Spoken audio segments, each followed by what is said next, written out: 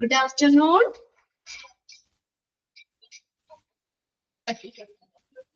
കഴിഞ്ഞ ക്ലാസ്സിൽ നമ്മൾ എവിടെ വരെയായിരുന്നു ഇവിടുത്തെ വായിക്കുന്നുണ്ടോ? ഈ കഴിഞ്ഞ തേഴ്സ്ഡേ കഴിഞ്ഞിട്ട് പിന്നെ ഫ്രൈഡേ, സാറ്റർഡേ, സൺഡേ 3 ദിവസം അവധി കിട്ടി അല്ലേ? വായിച്ചു നോക്കിയായിരുന്നോ?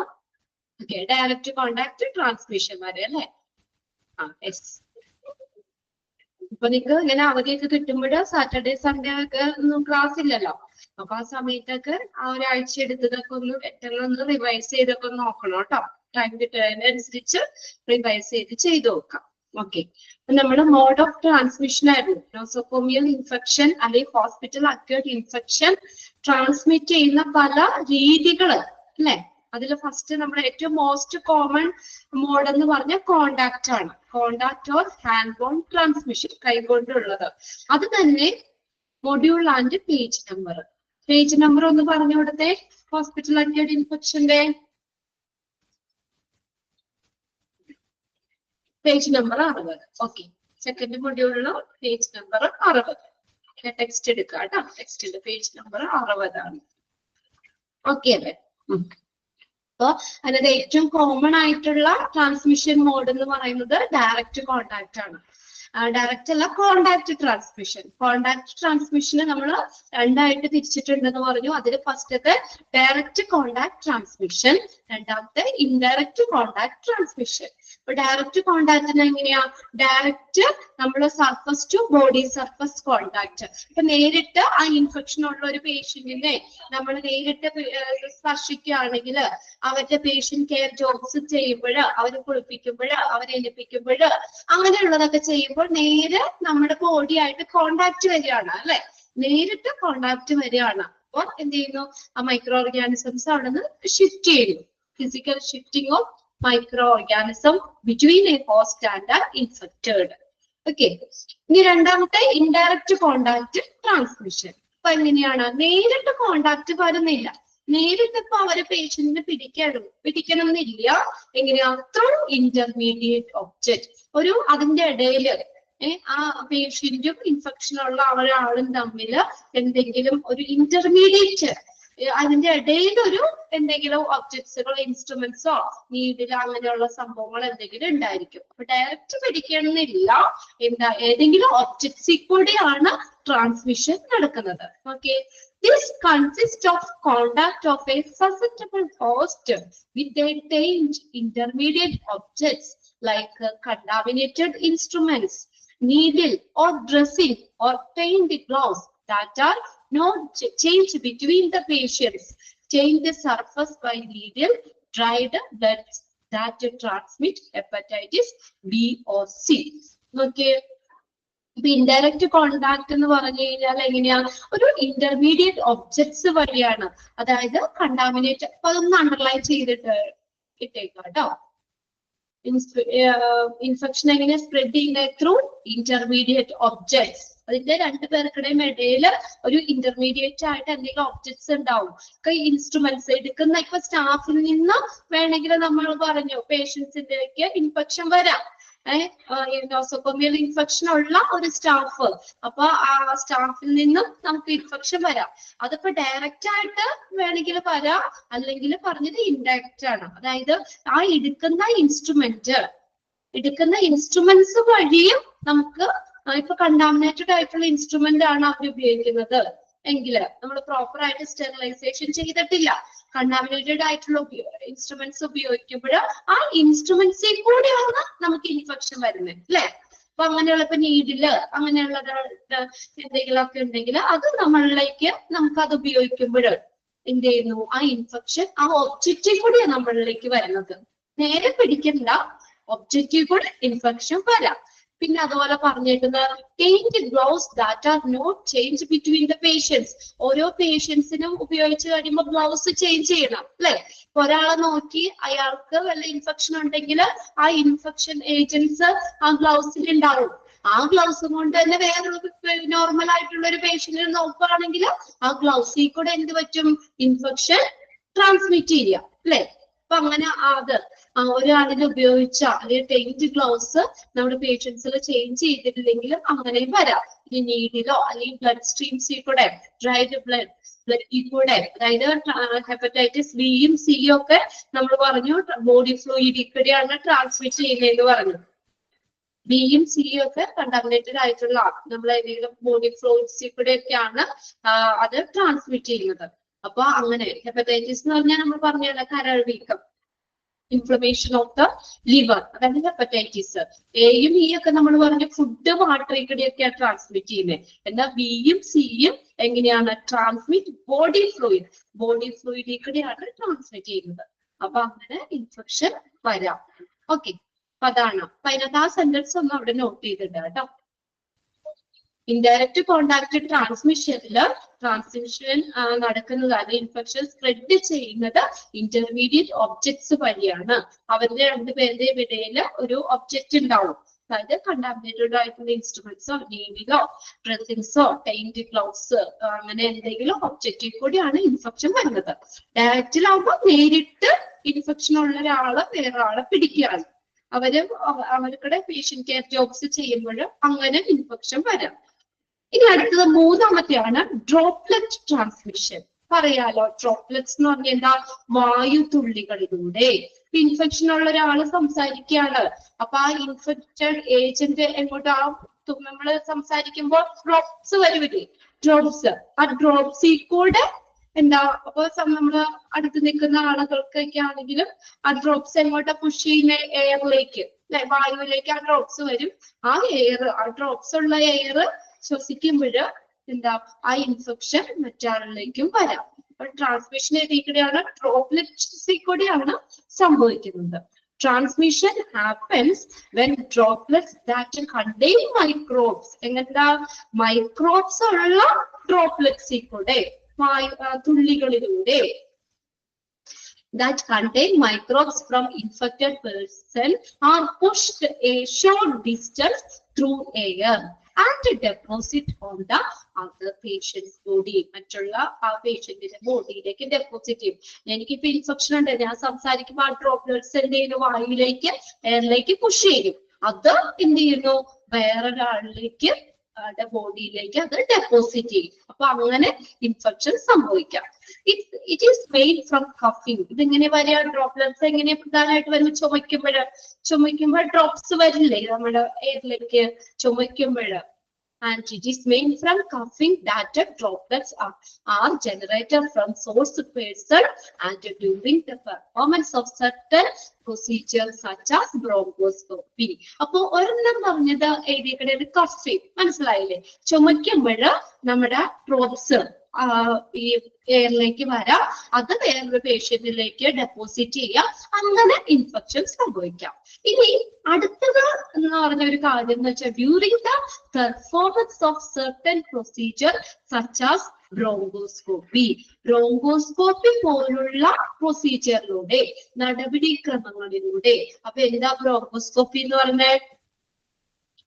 അതൊരു മെഡിക്കൽ ടെസ്റ്റ് ആണ്. Bronchoscopy is a medical test that looks the doctor into your lungs. നമ്മുടെ ലങ്സ്, എയർവേ, അതൊക്കെ ഒരു ട്യൂബ് ഉപയോഗിച്ചിട്ട് നമുക്ക് ഇങ്ങനെ ടെസ്റ്റ് ചെയ്യുന്ന ഒരു പ്രൊസീജിയറാണ്. ലാപ്രോസ്കോപ്പി ഒക്കെ ചെയ്യില്ല, അതുപോലെയൊക്കെ ഉണ്ട്. അതിന്റെ ഒരു അറ്റത്ത് ലൈറ്റ് ഉണ്ടാവും, ക്യാമറയൊക്കെ ഉണ്ടാവും. അത് വെച്ചിട്ടാണ് അത് നമ്മൾ ചികിത്സ ഡയഗ്നോസിക്കിന് ഭാഗമായിട്ട് നമുക്ക് എന്തെങ്കിലും രോഗങ്ങൾ എന്താണെന്ന് ഡയഗ്നോസ് ചെയ്യാനോ അല്ലെങ്കിൽ തെറാപ്യൂട്ടിക് ചികിത്സയുടെ ഭാഗമായിട്ടൊക്കെ ഉപയോഗിക്കുന്ന ഒരു പ്രൊസീജിയറാണ്.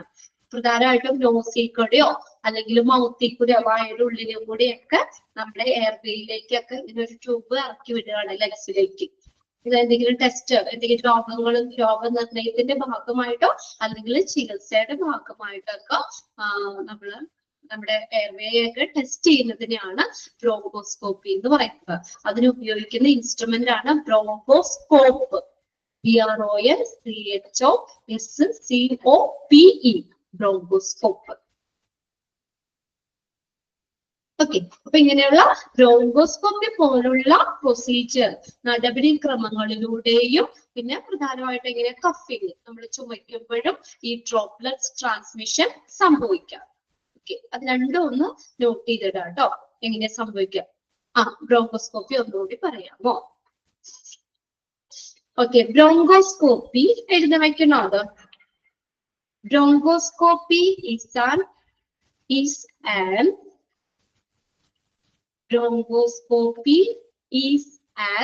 endoscopic technique.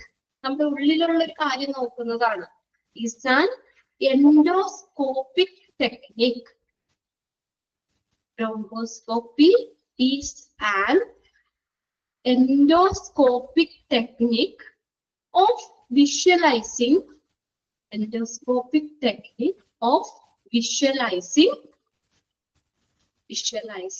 the inside of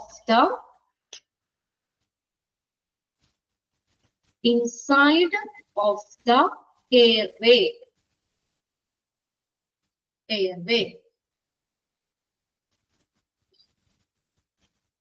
Inside of the airway for and ലങ്സും കൂടി എഴുതിക്കോട്ടോ. ലങ്സും എയർവേ ഒക്കെ. Inside of the airways and the lungs for diagnostic DIAGNOSTIC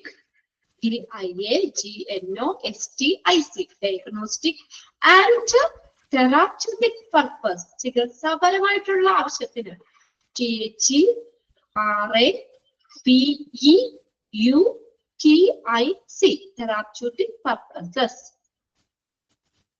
therapeutic purposes. Bronchoscopy is an endoscopic technique of visualizing the inside of the airway and the lungs for diagnosis and therapeutic purposes. രോഗനിർണയത്തിന്റെ ഭാഗമായിട്ട് അല്ലെങ്കിൽ ചികിത്സയുടെ ഭാഗമായിട്ട് നമ്മുടെ എയർവേസും ലങ്സും ഒക്കെ പരിശോധിക്കുന്ന visualise ചെയ്യുന്ന ഒരു ടെക്നിക്കാണ്. അപ്പൊ അതിൽ കൂടെ നമ്മൾ എങ്ങനെ ഇത് നമ്മൾ പ്രധാനമായിട്ടും പറഞ്ഞില്ലേ, നോസിക്കൂടെയോ അല്ലെങ്കിൽ മൗത്തിക്കൂടെയോ ഇത് ഇടുന്ന ബ്രോങ്കോസ്കോപ്പ് ഇടുന്നേന്ന് പറഞ്ഞില്ലേ. അപ്പൊ ആ വായു ഇതിൽ കൂടെ ഡ്രോപ്ലെറ്റ്സിൽ കൂടെ ഇൻഫെക്ഷൻ അവിടെ സംഭവിക്കാം. ഓക്കെ, ബ്രോങ്കോസ്കോപ്പി പോലുള്ള ഈ പ്രൊസീജിയർ ചെയ്യുമ്പോഴും ഇങ്ങനെ ഈ ഡ്രോപ്ലെറ്റ്സ് ട്രാൻസ്മിഷൻ സംഭവിക്കാം. അതായത് നമ്മൾ ഇത് പ്രധാനമായിട്ടും ഇതിന് ഉപയോഗിക്കുന്നതാണ് ബ്രോങ്കോസ്കോപ്പ് എന്ന് പറയുന്നത്. നമ്മൾ എൻഡോസ്കോപ്പ് ഒക്കെ ചെയ്യാൻ ഉപയോഗിക്കില്ല. അതുപോലത്തെ ഒരു ട്യൂബ്, അതിന്റെ ഉള്ളില് ക്യാമറ ഉണ്ടാവും, ലൈറ്റ് ഉണ്ടാവും. അത് നമ്മുടെ ഒന്നില്ലെങ്കിൽ നോസിക്കൂടെയോ അല്ലെങ്കിൽ നമ്മുടെ മൗത്തിക്കൂടെയാണ് ഇത് ഇടുന്നത്. വായുവിന്റെ ഉള്ളിലേക്ക് ഇങ്ങനെ ഉള്ളിലേക്ക് ഇടുകയാണ്, എയർവേ ലെൻസ് ഒക്കെ നോക്കാൻ വേണ്ടിയിട്ടുള്ളത്. അപ്പൊ ആ വായുവിന്റെ ആ ഡ്രോപ്സിക്കൂടെ സംഭവിക്കാന്നുള്ള രീതിയിലാണ്. രണ്ട് കാര്യങ്ങൾ അവിടെ പറയാം, കപ്പിങ്ങും പിന്നെ എൻഡോസ്കോപ്പിക് പ്രൊസീജിയർ. അതായത് സർട്ടൻ പ്രൊസീജിയർ ബ്രോങ്കോസ്കോപ്പി പോലുള്ള ഈ നടപടിക്രമങ്ങളിലൂടെയും ഡ്രോപ്ലെറ്റ്സ് ട്രാൻസ്മിഷൻ സംഭവിക്കാം. അപ്പൊ അത് ഡെഫിനിഷൻ ഒന്നും പഠിക്കണ്ട, എന്താണ് സംഭവം എന്നുള്ളത് മനസ്സിലാക്കി വെക്കുക. ഇനി ആ ഇൻസ്ട്രുമെന്റ് എഴുതിക്കോ. ബ്രോങ്കോസ്കോപ്പി ചെയ്യാനായിട്ട് നമ്മൾ ഉപയോഗിക്കുന്ന ഇൻസ്ട്രുമെന്റ് ആണ് ബ്രോങ്കോസ്കോപ്പ്. BRONCHOSCOP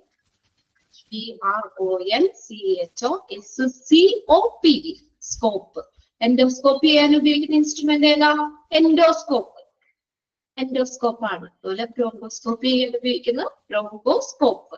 ഓക്കെ, ഇനി അടുത്തത് പറഞ്ഞേക്കുന്നത് എയർബോൺ ട്രാൻസ്മിഷൻ ആണ്. ഇനി എയറിൽ കൂടെ ഇപ്പൊ ഡ്രോപ്ലെറ്റ്സിൽ കൂടെ ട്രാൻസ്മിഷൻ സംഭവിക്കാമെന്ന് പറഞ്ഞു. ഇനി അടുത്തതാണ് എയർബോൺ ട്രാൻസ്മിഷൻ. എയറിൽ കൂടെയാണ്. അതെങ്ങനെയാ?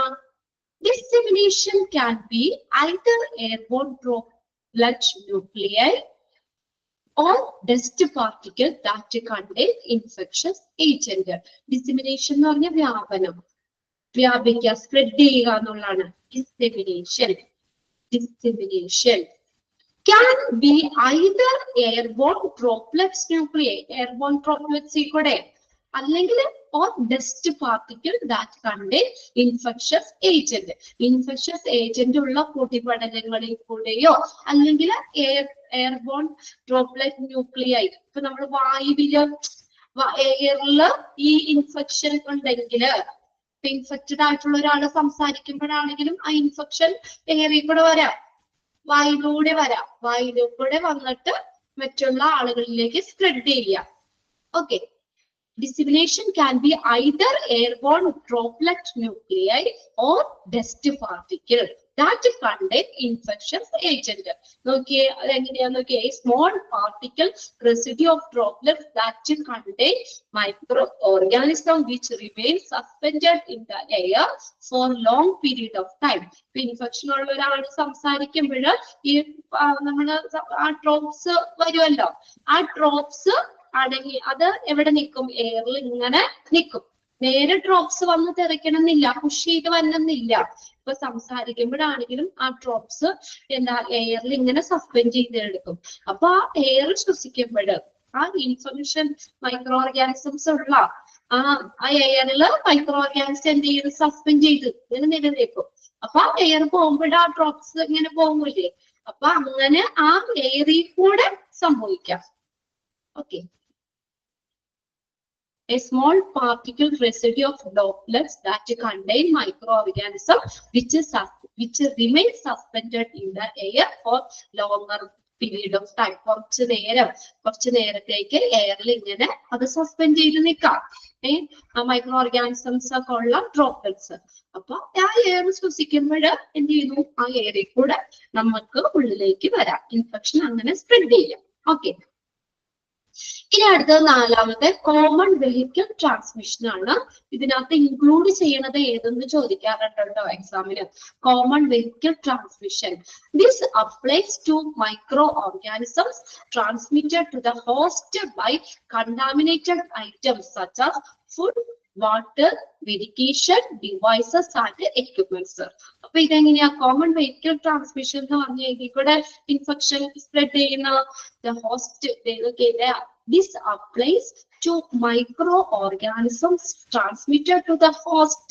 ഹോസ്റ്റിലേക്ക് എങ്ങനെയാ, ബൈ കണ്ടാമിനേറ്റഡ് ഐറ്റം. കണ്ടാമിനേറ്റഡ് ആയിട്ടുള്ള, ഇപ്പൊ നമ്മൾ ഫുഡ് മലിനമായിട്ടുള്ള കണ്ടാമിനേറ്റഡ് ആയിട്ടുള്ള ഫുഡാ കഴിക്കണമെങ്കിൽ അതിൽ നിന്ന് ഇൻഫെക്ഷൻ വരാം. ഫുഡ് ഇൻഫെക്ഷൻ ഒക്കെ ഇല്ലേ, നമ്മൾ ചീത്ത ഭക്ഷണമാണ്, പഴകിയ ഭക്ഷണമാണ്, കേടായ ഭക്ഷണമൊക്കെയാണ് കഴിക്കുന്ന. ഇൻഫെക്ഷൻ മൈക്രോബ്സ് ഉള്ള, മൈക്രോ ഓർഗാനിസംസ് ഒക്കെ ഉള്ള, മൈക്രോബ്സ് ഒക്കെ ഉള്ള ഫുഡാണ് കഴിക്കുന്നത് എങ്കിൽ അങ്ങനെ ഇൻഫെക്ഷൻ വരാം.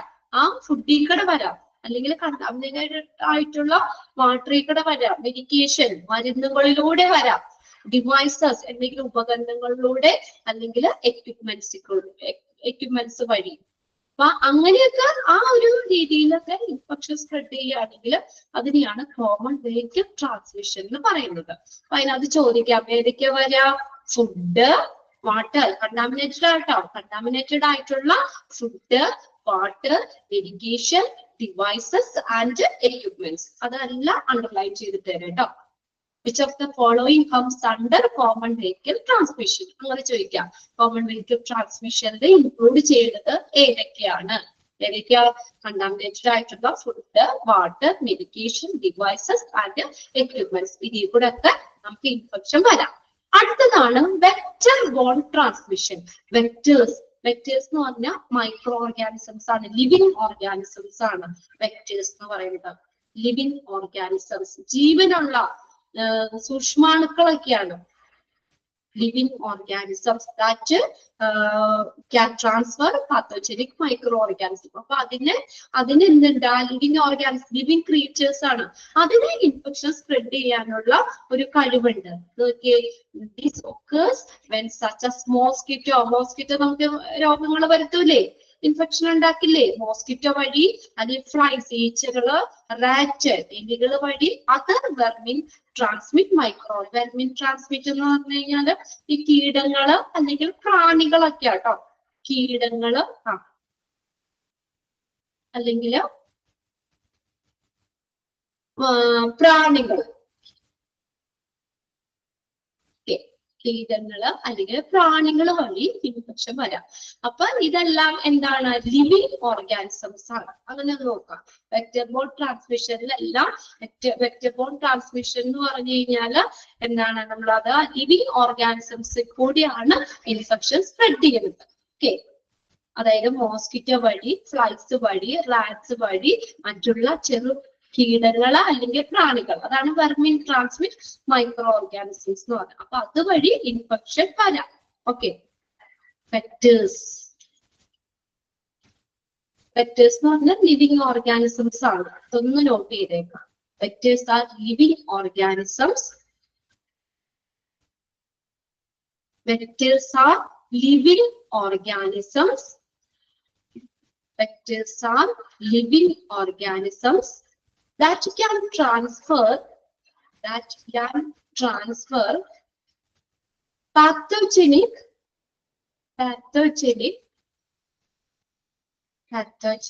microorganisms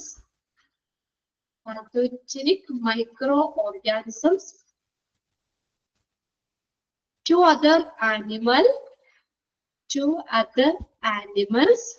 or location.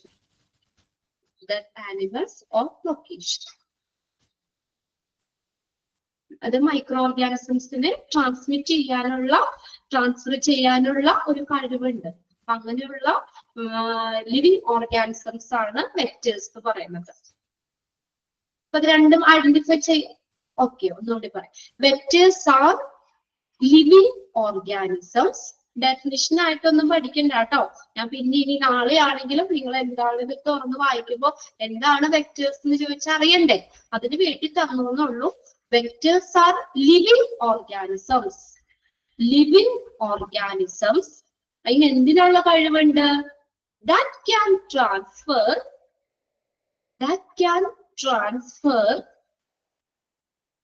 pathogenic microorganisms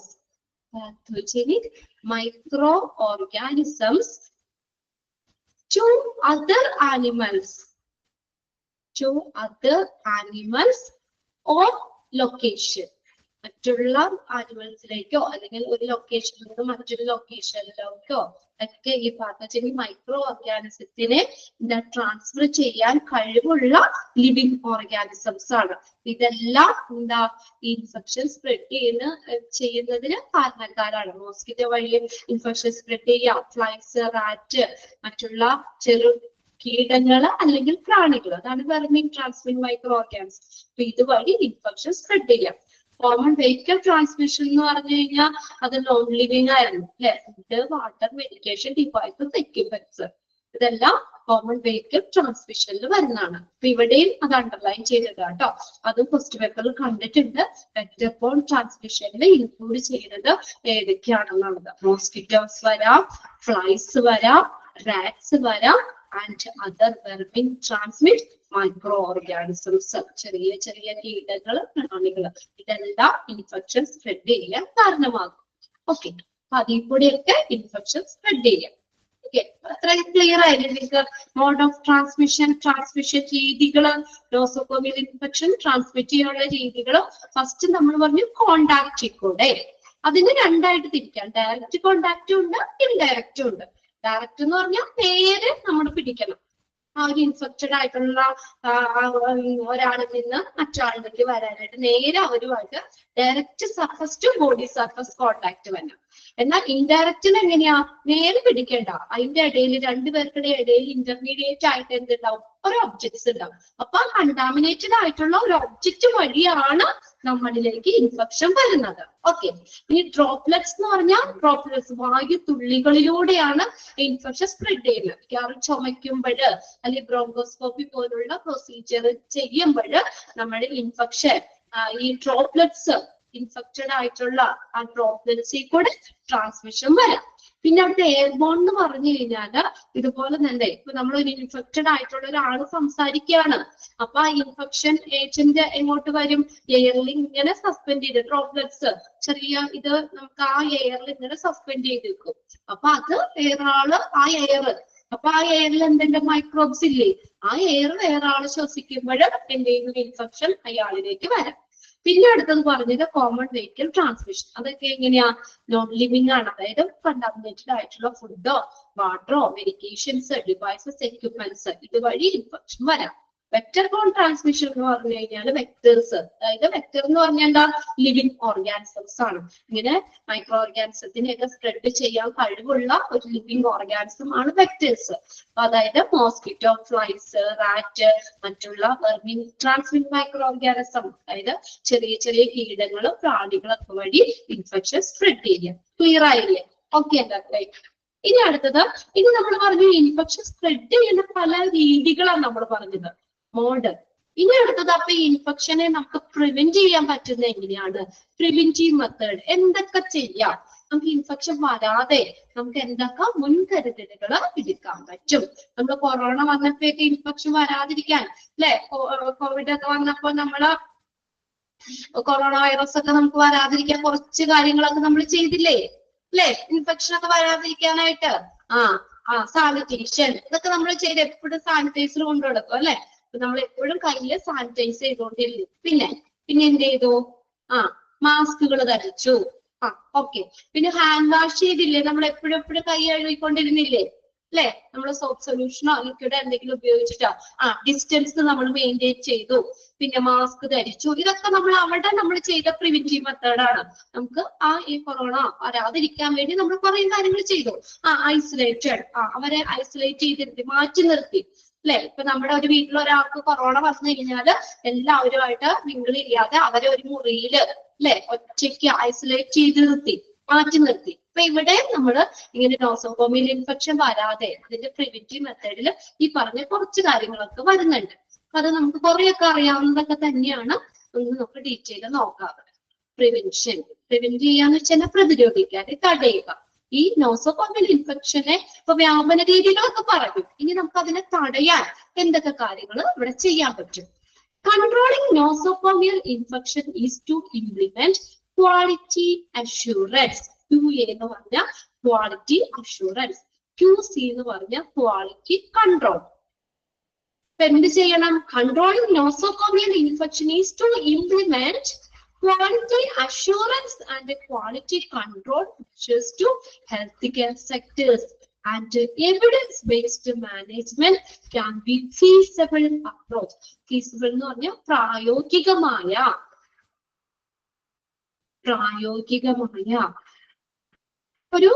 ഒരു നടപടിയാണ്, ഒരു സമീപനമാണെന്നാ പറഞ്ഞേക്കുന്നത്. ഓക്കെ, എന്താ പറഞ്ഞേക്കുന്നത്?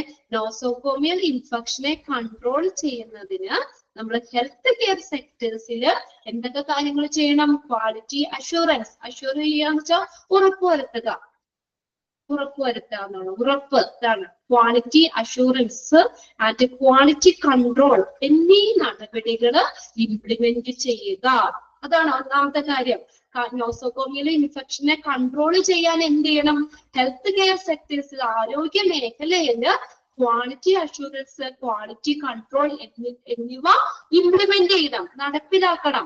And evidence based management. ഇത് എന്താ രണ്ടാമത്തെ?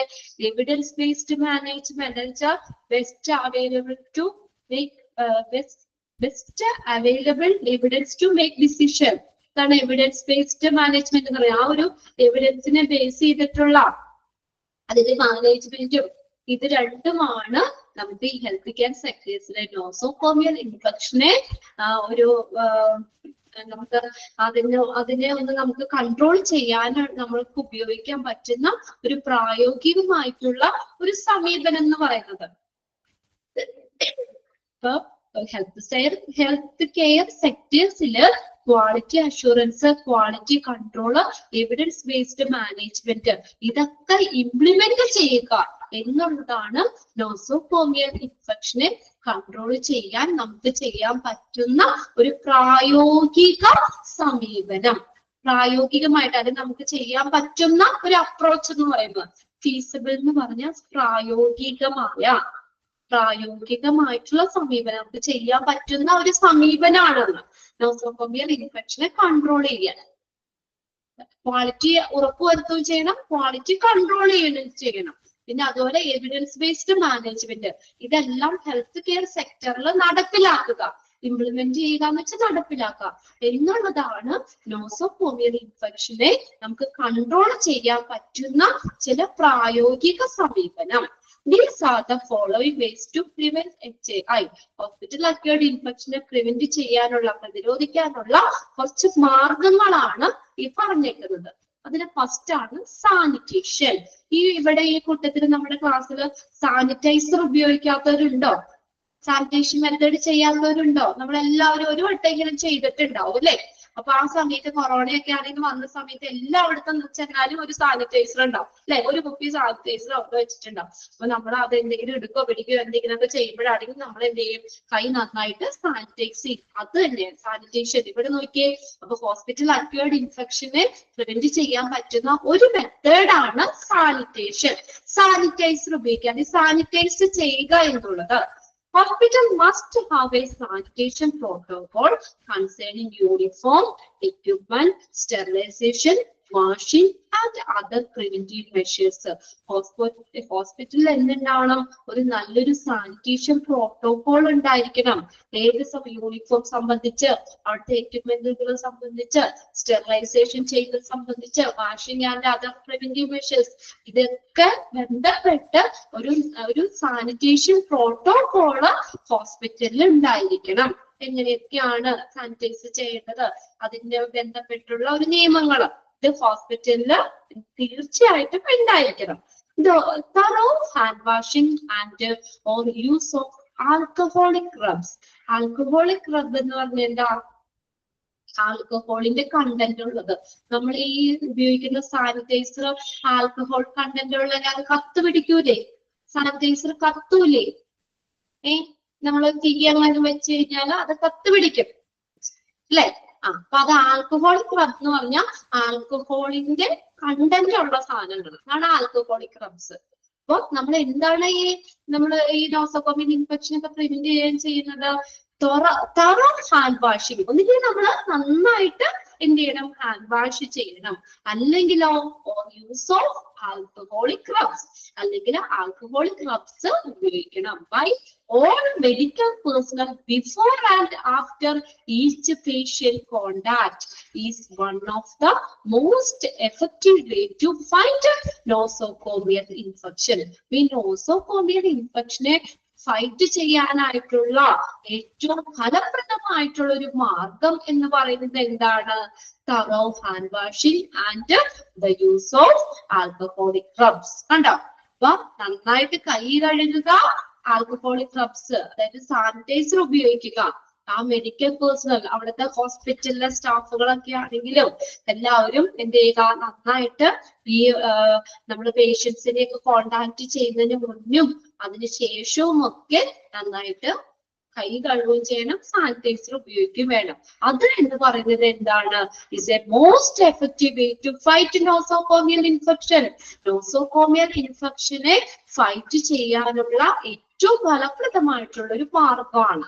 അത് രണ്ടും അണ്ടർലൈൻ ചെയ്തിട്ട് thorough hand washing and use of alcoholic rubs. അത് നമുക്ക് നോസോകോമിയൽ ഇൻഫെക്ഷനെ ഫൈറ്റ് ചെയ്യാനുള്ള ഏറ്റവും ഫലപ്രദമായിട്ടുള്ള ഒരു മാർഗമാണ്. ഇനി sanitising surface is a part of control measures to reduce lessen. Lessen എന്ന് പറഞ്ഞാൽ കുറയ്ക്കുക എന്നാട്ടോ. Lessen nosocomial infection in healthcare environment. Healthcare environment. അത്ര ഒന്ന് ഫുൾ സ്റ്റോപ്പ് ഇട്ടേ, ഫുൾ സ്റ്റോപ്പ് ഇടാട്ടോ. ഓക്കെ, അടുത്ത എന്താ പറഞ്ഞേക്കുന്നത്? Sanitizing surface is a part of controlling measure to reduce അല്ലെങ്കിൽ ലെസൺ, ഏതെങ്കിലും ഒരെണ്ണം മതി. രണ്ടിന്റെ മീനിങ് ഒന്ന് തന്നെയാണ്. ലെസൺ എന്ന് പറഞ്ഞാൽ ചുരുക്കുക, റെഡ്യൂസ് എന്നുള്ള മീനിങ് തന്നെയാണ്. രണ്ടുപേരും വന്നിട്ടുണ്ടെന്നുള്ളൂ. അത് വേണ്ട, ഏതെങ്കിലും ഒരെണ്ണം വെട്ടിക്കളഞ്ഞേക്കാണ്. Sanitising surface is a part of controlling measure to reduce nosocomial infection in the health care environment. നമ്മുടെ ഹെൽത്ത് കെയർ എൻവയോൺമെന്റില് നമുക്ക് ഈ നോസോകോമിയൽ ഇൻഫെക്ഷനെ റെഡ്യൂസ് ചെയ്യുക, ചുരുക്കാനുള്ള അല്ലെങ്കിൽ നമ്മളതിനെ കൺട്രോൾ ചെയ്യാനുള്ള ഒരു ഭാഗമാണ് സാനിറ്റൈസിങ് സർഫസ്. നമ്മളെല്ലാ പ്രതലവും ഒക്കെ നമ്മൾ എന്ത് ചെയ്യുക? സാനിറ്റൈസ് ചെയ്യുക എന്നുള്ളത്. അപ്പൊ മൈക്രോബ്സ് ഒക്കെ ഉണ്ടാവില്ല, അതൊക്കെ നശിച്ചു പോകും. അപ്പൊ ഈ സർഫസുകളൊക്കെ നമ്മൾ എന്ത് ചെയ്യുക? സാനിറ്റൈസ് ചെയ്യുക എന്നുള്ളത് നോസോകോമിയൽ ഇൻഫെക്ഷനെ പ്രിവെന്റ് ചെയ്യുന്നതിനുള്ള ഒരു എന്താ മാർഗമാണ്. ഇനി നോട്ട് വിത്ത് സ്റ്റാൻഡിങ് സ്ഥാനം അവിടെ ഒറ്റ വാക്ക് എഴുതിയാൽ മതി കേട്ടോ. ഡെസ്പൈറ്റ് എന്ന് എഴുതുക. DESPITE ഡെസ്പൈറ്റ് ഉണ്ടായിരുന്നിട്ടും എന്നുള്ള മീനിങ് ആട്ടോ. അപ്പൊ അത് കഴിഞ്ഞിട്ട് എൻവയോൺമെന്റ് ഫുൾ സ്റ്റോപ്പ് ഇട്ടു നമ്മള്. എന്നിട്ട് ഡെസ്പൈറ്റ് എന്നാക്കാം. DESPITE despite sanitation protocol. Sanitation protocol ഉണ്ടായിരുന്നിട്ടും അതാണ് അവിടെ മീൻ ചെയ്തത്. എന്താ? Despite sanitation protocol, patient cannot be completely isolated from communicable agents. ഹോസ്പിറ്റലില് ഇങ്ങനെ നല്ലൊരു സാനിറ്റേഷൻ പ്രോട്ടോകോൾ ഉണ്ടായിരുന്നിട്ടും നോസോകോമിയൽ ഇൻഫെക്ഷനെ നമുക്ക് പൂർണ്ണമായിട്ട് മാറ്റി നിർത്താൻ പറ്റിയില്ല, അല്ലെ? Patient cannot be completely isolated from communicable agents. ആ communicable agents ൽ നിന്ന് പേഷ്യന്റ് നമുക്ക് ഐസൊലേറ്റ് ചെയ്യാൻ പൂർണ്ണമായിട്ടും ഐസൊലേറ്റ് ചെയ്യാൻ പറ്റിയില്ല. Moreover, the patients are often advised to make antibiotics.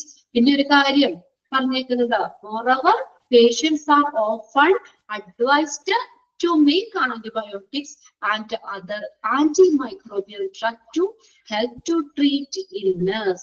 This may enlarge or increase the selection pressure of the emergence of resistant strain. അവിടെ എന്താ പറഞ്ഞേക്കുന്നതെന്ന് ഇപ്പൊ നമ്മൾ പറഞ്ഞു, ഈ സാനിറ്റേഷൻ പ്രോട്ടോകോള് ഇങ്ങനെ ഹോസ്പിറ്റലില് ഹെൽത്ത് എൻവയോൺമെന്റിൽ ഉണ്ടായിരുന്നിട്ടും നമുക്ക് പേഷ്യൻസിനെ നമുക്ക് എന്താക്കാൻ പറ്റിയില്ല, പൂർണ്ണമായിട്ടും കമ്മ്യൂണിക്കബിൾ ഏജൻസിൽ നിന്ന് നമുക്ക് മാറ്റി നിർത്താൻ പറ്റിയിട്ടില്ല.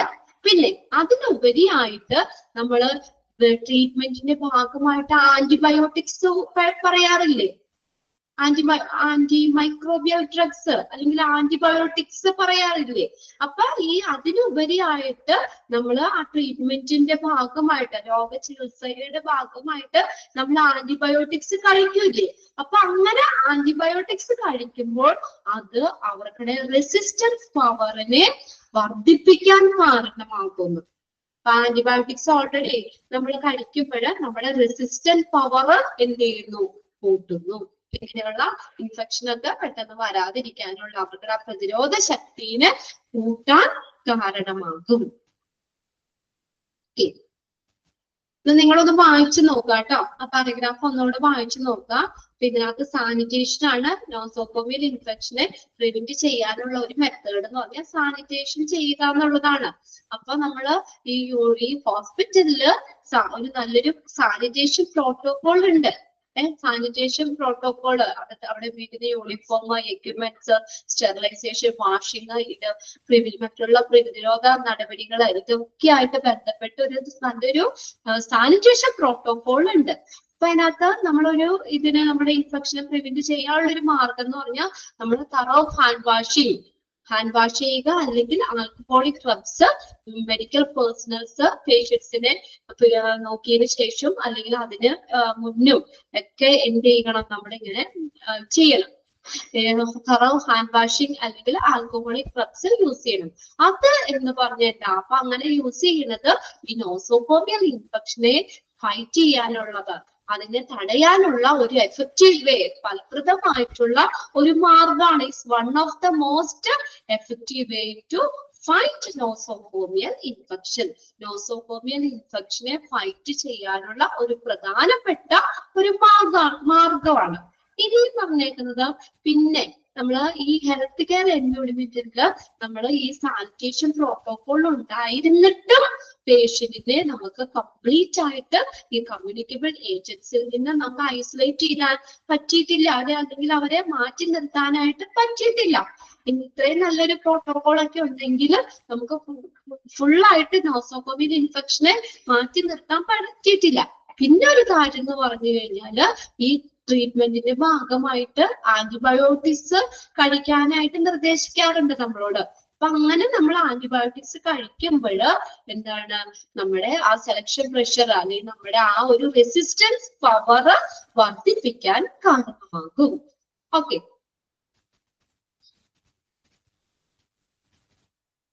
അപ്പൊ അതിനകത്ത് നിങ്ങൾ ആ രണ്ടാമത്തെ ലൈൻ ഒന്ന് അണ്ടർലൈൻ ചെയ്തിട്ട് അതൊരു പ്രാവശ്യത്തെ ക്വസ്റ്റ്യൻ പേപ്പറിൽ ചോദിച്ചിട്ടുണ്ട്. Thorough hand washing and for use of alcoholic rubs by all medical personnel before and after each patient contact is the one of the most effective way to fight nosocomial infection. അത്രേ ഒന്ന് underline ചെയ്തിട്ടേക്കാം.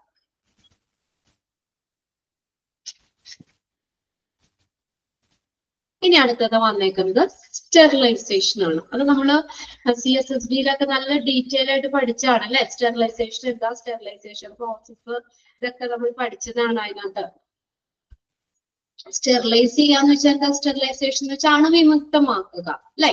അപ്പൊ എന്താ, sterilisation goes further than just sanitising. അതായത് നമ്മള് ഈ sanitise ചെയ്യുന്നതിനേക്കാളും കുറച്ചും കൂടി ഒരു എഫക്റ്റീവ് എന്ന് പറയുന്നത് സ്റ്റെറിലൈസേഷൻ ആണ്. അതായത് സാനിറ്റേഷനും അപ്പുറമാണ് സ്റ്റെറിലൈസേഷൻ. അപ്പൊ ഏതാ കുറച്ചും കൂടി ബെറ്റർ? സാനിറ്റൈസ്, വെറുതെ സാനിറ്റൈസ് ചെയ്യുന്നതിനും കുറച്ചും കൂടി ബെറ്റർ എന്ന് പറഞ്ഞാൽ അത് സ്റ്റെറിലൈസേഷൻ ആണ്. സാനിറ്റേഷനും അപ്പുറമാണ് sterilisation. Sterilization goes further than just sanitizing. അതായത് സാനിറ്റൈസിങ് ചെയ്യുന്നതിനും അപ്പുറമാണ് സ്റ്റെറിലൈസേഷൻ എന്ന് പറയുന്നത്. It destroys all microbes on equipment and surface through exposure to chemicals, ionizing radiation, dry heat or steam under pressure. ഇതൊക്കെ പല സ്റ്റെറിലൈസേഷൻ മെത്തേഡുകളാണ് ഇത്. എക്സ്പ്ലോഷർ കെമിക്കൽ സ്റ്റെറിലൈസേഷൻ ചെയ്യാം, ionising radiation ഉപയോഗിച്ചിട്ട് നമുക്ക് സ്റ്റെറിലൈസേഷൻ ചെയ്യാം, ഡ്രൈ ഹീറ്റ് വഴി, സ്റ്റീം അണ്ടർ പ്രഷർ, ഇങ്ങനെയൊക്കെ നമുക്ക് സ്റ്റെറിലൈസ് ചെയ്യാം. ഇത് പല സ്റ്റെറിലൈസേഷൻ മെത്തേഡാണ് ഈ പറഞ്ഞേക്കുന്നത്. അപ്പൊ ഇങ്ങനെ സ്റ്റെറിലൈസേഷനിലൂടെ എന്ത് ചെയ്യുന്നു, മൈക്രോബ്സിനെയൊക്കെ ഡിസ്ട്രോയ് ചെയ്യുന്നു. എക്യുപ്മെന്റ്സിലും സർഫസിലും ഉള്ള നമുക്ക് ഈ മൈക്രോബ്സിനെയൊക്കെ സ്റ്റെറിലൈസേഷൻ ചെയ്യുന്നതോട് കൂടി ഡിസ്ട്രോയ് ചെയ്യുന്നു. നമ്മൾ പറഞ്ഞില്ലേ, പല എക്യുപ്മെന്റ്സുകളും നമ്മൾ CSSD-യിലേക്ക് അയച്ച് സ്റ്റെറിലൈസ് ചെയ്യുമെന്ന് പറഞ്ഞിട്ട് അണുനശീകരണം നടത്തും. അപ്പൊ വെറുതെ സാനിറ്റൈസർ എങ്ങനെ ഉപയോഗിക്കുന്നതിനേക്കാൾ കുറച്ചും കൂടി അതിന്റെ ഫലപ്രാപ്തി അല്ലെങ്കിൽ കുറച്ചും കൂടി നല്ലത് സ്റ്റെറിലൈസേഷൻ ആണ്. അതാണ് ഒന്നാമത്തെ സെന്റൻസ് പറഞ്ഞേക്കുന്നത്. സാനിറ്റൈസിങ്ങിനും അപ്പുറമാണ് സ്റ്റെറിലൈസേഷൻ എന്ന് പറയുന്നത്. ഓക്കെ, പലതരത്തിലുള്ള സ്റ്റെറിലൈസേഷൻ മെത്തേഡ് ആണ് കേട്ടോ അത്. കെമിക്കൽ സ്റ്റെറിലൈസേഷൻ ഉണ്ട്, അയനൈസിങ് റേഡിയേഷൻ ഉണ്ട്, ഡ്രൈ ഹീറ്റ് വഴി ചെയ്യാം, or steam under pressure. Okay, ഇനി അടുത്തത് ഐസൊലേഷൻ. ഐസൊലേഷൻ കേട്ടിട്ടുണ്ടോ? ഐസൊലേറ്റ് ചെയ്യാന്ന് വെച്ചാൽ എന്താ അർത്ഥം? എന്താ ഐസൊലേറ്റ് ചെയ്യാന്ന് വെച്ചാ? എന്താണ് ഐസൊലേഷൻ? ഒറ്റയ്ക്ക് നിർത്തുക. Okay, very good. അല്ലെങ്കിൽ അവരെ മാറ്റി നിർത്തുക, മറ്റാരുമായിട്ടും ഇടപെടാത്ത രീതിയിൽ അവരെ ഒറ്റപ്പെട്ട് നിർത്തുക അല്ലെങ്കിൽ മാറ്റി നിർത്തുക. അതാണ് ഐസൊലേഷൻ എന്ന് പറഞ്ഞ മീനിങ്. ഒറ്റപ്പെട്ട് നിർത്തുക അല്ലെങ്കിൽ മാറ്റി നിർത്തുക. നോക്കിയേ, isolation is the application of isolating precaution designed to transmit, design to prevent. അവിടെ പ്രിവെന്റ് എന്നുള്ളൊരു വാക്ക് പ്രിവെന്റ് ചെയ്യുക, തടയുക എന്നുള്ളൊരു വാക്ക് വേണം കേട്ടോ. Designed to prevent, PREVENT, prevent. Isolation is the application of isolating precautions designed to prevent, PREVENT, തടയുക, transmit microorganism by common routes in hospital. അപ്പൊ ഹോസ്പിറ്റലിലെ സാധാരണ വഴികളിലൂടെ മൈക്രോബ്സ് ട്രാൻസ്മിറ്റ് ചെയ്യുന്നത് തടയുന്നതിന് വേണ്ടി ഡിസൈൻ ചെയ്തിട്ടുള്ള ഒരു പ്രിക്കോഷൻ ആണ് ഐസൊലേഷൻ എന്ന് പറയുന്നത്. ഐസൊലേറ്റ് ചെയ്യുക, അവരെ ഒറ്റപ്പെട്ട് നിർത്തുക. അപ്പൊ അവര് വേറെ ആരുമായിട്ടും ഒരു കോണ്ടാക്ട് വരുത്താത്ത രീതിയിൽ അവരെ എന്ത് ചെയ്യുക, ഒറ്റപ്പെട്ട് നിർത്തുക. അപ്പൊ അത് നമുക്ക് കൺട്രോൾ ചെയ്യാൻ പറ്റും. ഇൻഫെക്ഷൻ ഒക്കെ പ്രിവെന്റ് ചെയ്യുന്നതൊക്കെ നമ്മൾ കൺട്രോൾ ചെയ്യാം. നമ്മളിപ്പോ കൊറോണ വന്നപ്പോഴാണെങ്കിലും അവർ ഐസൊലേറ്റ് ചെയ്ത് നിർത്തി, മാറ്റി നിർത്തി, വേറെ ആരിലേക്കൊക്കെ സ്പ്രെഡ് ചെയ്യാതെ. ഇപ്പൊ ഹോസ്പിറ്റലില് നമ്മള് പേഷ്യൻസ് ആണെങ്കിലും നമ്മള് ചെന്ന് കഴിയുമ്പോൾ അവരെ അത്രയും ശ്രദ്ധിച്ചൊന്ന് ഒറ്റപ്പെട്ട് മാറ്റി നിർത്തുക. മറ്റാളിലേക്ക് ഒന്നും ഇൻഫെക്ഷൻ ഒക്കെ വരാതിരിക്കാനും ഒക്കെ ആയിട്ട് അവരെ ഒന്ന് ഒറ്റപ്പെട്ട് നിർത്തണം, അല്ലെങ്കിൽ മാറ്റി നിർത്തുക എന്നുള്ള മീനിങ് ആണ്. Isolation is an application of isolating precaution designed to prevent, അത് ചേർത്താട്ടോ, prevent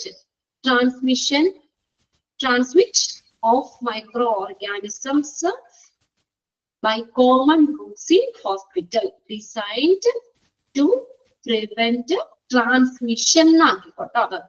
Prevent transmission, designed to prevent, T-R-E-V-E-N-T, transmission, T-R-A-N-S-M-I-S-S-I-O-N, transmission. നിങ്ങളുടെ ടെക്സ്റ്റിൽ അങ്ങനെയാണോ എന്ന് നോക്കാട്ടോ, അല്ലെങ്കിൽ അതൊന്ന് തിരുത്തിയിടുക. Designed to prevent transmission of microbes by common rooms in hospital. ഹോസ്പിറ്റലിലെ സാധാരണ വഴികളിലൂടെ ആ മൈക്രോബ്സ് ഇൻഫെക്ഷൻ ട്രാൻസ്മിറ്റ് ചെയ്യുന്നത് തടയുന്നതിന് വേണ്ടിയിട്ട് ഡിസൈൻ ചെയ്തിട്ടുള്ളതാണ് ഐസൊലേഷൻ എന്ന് പറയുന്നത്. Because agents and host factor are more difficult to control. അപ്പൊ ഇങ്ങനെ ഇൻഫെക്ഷൻ ഉണ്ടാക്കുന്ന ഏജന്റ്സ് അല്ലെങ്കിൽ ഹോസ്റ്റ് ഫാക്ടർ നമുക്ക് നിയന്ത്രിക്കാൻ ബുദ്ധിമുട്ടുള്ളപ്പോൾ നമുക്ക് ഈ മൈക്രോബ്സിന്റെ ട്രാൻസ്ഫർ തടയുന്നത് ഏത് വഴിയാ? പ്രധാനമായിട്ടും ട്രാൻസ്മിഷൻ വഴിയാണ്. ഓക്കെ, ഇറപ്ഷൻ എന്ന് പറയാ തടയുക, തടസ്സം എന്നുള്ള മീനിങ് ഇറപ്ഷൻ. തടസ്സം. Eruption of transfer of microbes is directly maintained by transmission. അപ്പൊ നമ്മള് ഈ ഇൻഫെക്ഷനെ തടയാനുള്ള അതിന്റെ ഏജന്റും ഹോസ്റ്റ് ഫാക്ടറും ഒക്കെ നമുക്ക് കൺട്രോൾ ചെയ്യാൻ ബുദ്ധിമുട്ടാണെങ്കിൽ, മോർ ഡിഫിക്കൽട്ട് ടു കൺട്രോൾ, അത് കൺട്രോൾ ചെയ്യാൻ ബുദ്ധിമുട്ടാകുമ്പോൾ നമുക്ക് ഈ മൈക്രോബ്സിന്റെ ട്രാൻസ്ഫർ തടയാനുള്ള ഒരു മാർഗം എന്ന് പറഞ്ഞ ഏതാണ്? ട്രാൻസ്മിഷൻ വഴിയാണ്. അപ്പൊ ട്രാൻസ്മിഷൻ വഴി നമുക്ക് തടയുന്നത് നമുക്ക് തടയാൻ പറ്റും. മൈക്രോബ്സ് ട്രാൻസ്മിറ്റ് ചെയ്യുന്നത് മൈക്രോബ്സിന്റെ ട്രാൻസ്മിഷൻ വഴിയാണ് നമുക്ക് ഈ ഒരു ട്രാൻസ്ഫർ തടസ്സപ്പെടുത്തുന്നത്. എക്സാമ്പിൾ അവിടെ പറഞ്ഞിട്ടുണ്ട്, നോക്കിയേ. Example, isolation of infectious cases in hospital. Hospital infection കേസുകളെ ഐസൊലേറ്റ് ചെയ്ത് നിർത്തുന്നത്. ഇതൊരു എക്സാമ്പിൾ ആണ്. എക്സാമ്പിളായിട്ട് പറഞ്ഞേക്കാണ് isolation of infectious cases in hospital. ഹോസ്പിറ്റലിലുള്ള ഇൻഫെക്ഷസ് കേസുകൾ അതിനെ ഐസൊലേറ്റ് ചെയ്യുന്നത്. ഇത് ഇൻഫെക്ഷൻ പകരുന്നത്, ട്രാൻസ്മിറ്റ് ചെയ്യുന്നത് തടയാനുള്ള ഒരു മാർഗമാണ്. അപ്പൊ മറ്റുള്ള അതിന്റെ ഇൻഫെക്ഷനെ സ്പ്രെഡ് ചെയ്യുന്ന ഏജൻസും ഹോസ്റ്റ് ഫാക്ടറും ഒക്കെ നമുക്ക് കൺട്രോൾ ചെയ്യാൻ അതിനെ നിയന്ത്രിക്കാൻ നമുക്ക് ബുദ്ധിമുട്ടുള്ളപ്പോൾ നമുക്ക് ഈ മൈക്രോബ്സിന്റെ ട്രാൻസ്ഫർ എങ്ങനെ നമുക്ക് കൺട്രോൾ ചെയ്യാൻ പറ്റും? എങ്ങനെയാ? ട്രാൻസ്മിഷനിലൂടെ നമുക്ക് അത് കൺട്രോൾ ചെയ്യാൻ പറ്റും. അപ്പൊ അത് നമുക്ക് ആ ട്രാൻസ്മിഷൻ ചെയ്യുന്നത് തടയുന്നത് എങ്ങനെയാ? ഐസൊലേഷൻ ചെയ്യാം.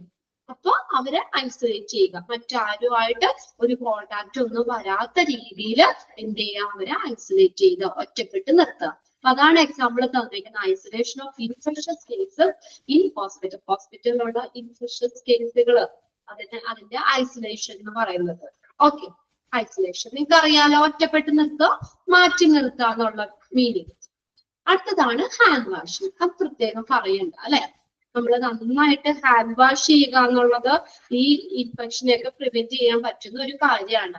ഹാൻഡ് വാഷിംഗ് ഫ്രീക്വന്റ്ലി എന്ന് പറഞ്ഞാൽ ഇടയ്ക്കിടയ്ക്ക്, ഫ്രീക്വന്റ്ലി ഇടയ്ക്കിടയ്ക്ക് നമ്മൾ ഒരു ദിവസത്തിൽ ഒരു പ്രാവശ്യം കഴിയാൻ പോരാ, അല്ലെങ്കിൽ 2 പ്രാവശ്യം കഴിയാൻ പോരാ. എങ്ങനെ കഴുകണം?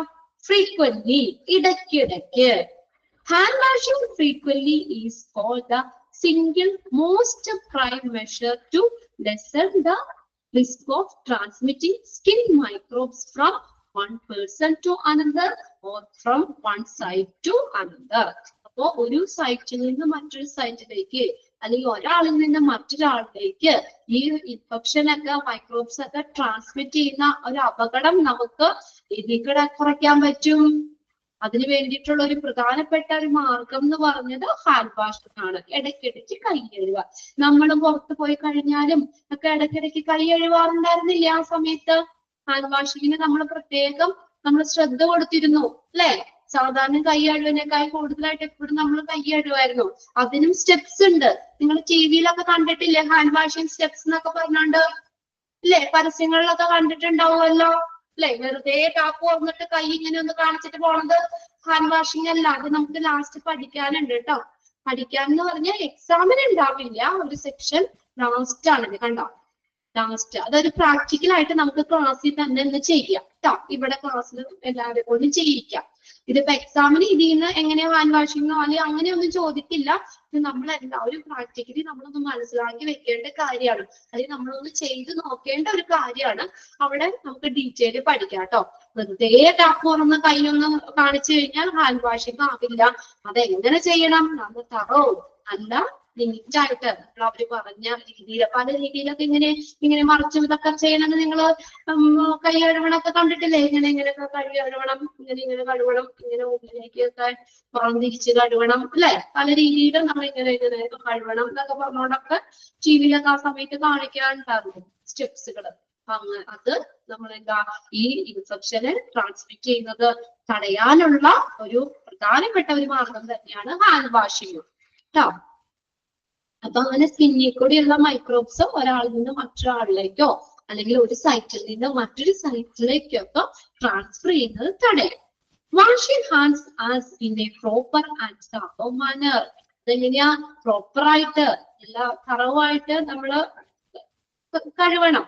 as possible between patient contact and after contact with എപ്പോഴാ പേഷ്യന്റിനെ പിടിച്ചു കഴിയുമ്പോഴ് പേഷ്യന്റിനെ കോണ്ടാക്ട് ചെയ്യുമ്പോൾ അല്ലെങ്കിൽ അവരുടെ blood, body fluid, secretion, excretion ഇതൊക്കെ നമ്മൾ എടുക്കുമ്പോഴും പിന്നെ അത് കണ്ടാമിനേറ്റഡ് ആയിട്ടുള്ള എക്യുപ്മെന്റ്സുകൾ, ഐറ്റംസ് ഇതെല്ലാം നമ്മൾ എടുക്കുമ്പോഴും ഒക്കെ എന്ത് ചെയ്യണം?